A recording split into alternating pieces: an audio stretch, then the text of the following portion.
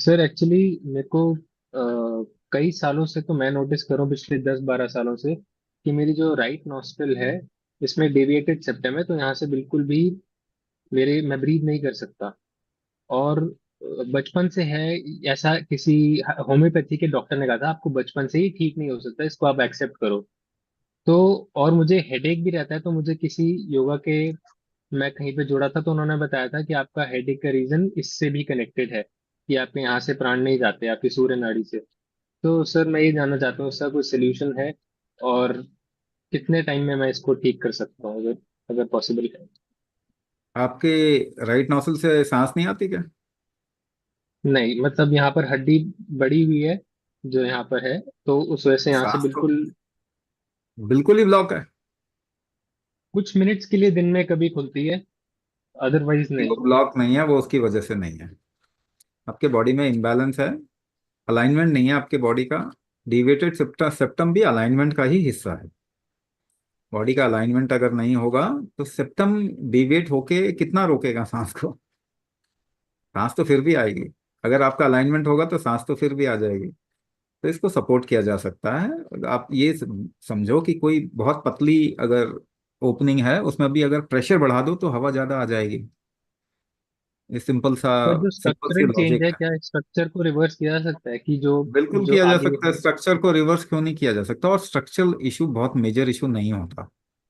ये थोड़ा ना, क्योंकि कोई सोल्यूशन नहीं दे पा रहा तो वो किसी पे तो ब्लेम डालेगा ना। जो भी ऑब्जर्वेशन में आ गया उस पर ब्लेम डाल देते हैं।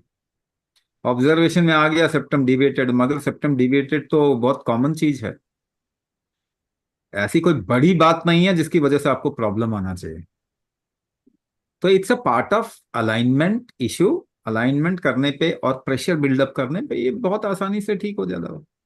आपको प्रॉब्लम खत्म हो जाएगी, बाकी तो छोड़ो। जो शरीर में जो थोड़ा बहुत स्ट्रक्चरल डिविएशन है, it's a part of life.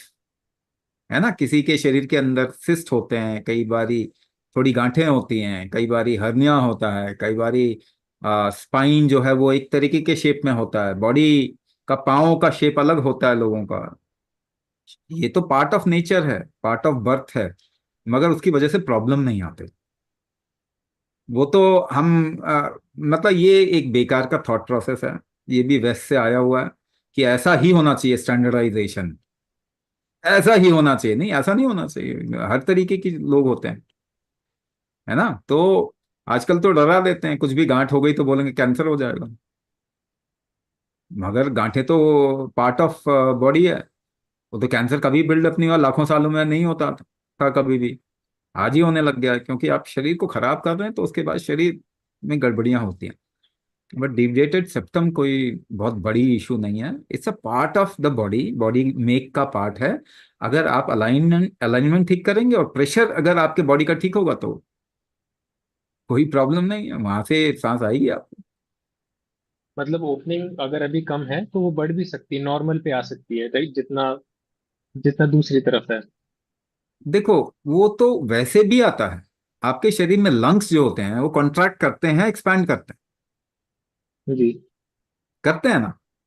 जी। हर जगह पे ये चीजें हैं। जहां भी प्रेशर बिल्डअप हो जाएगा ना ठीक से, वो चीज ओपन हो जाएगी। ओके। प्रेशर के ऊपर है, यानी कुंभक की वजह से आपको आराम मिल जाएगा इसके अंदर। वो प्रॉब्लम नहीं आएगी जो प्रॉब्लम हो रही है ना?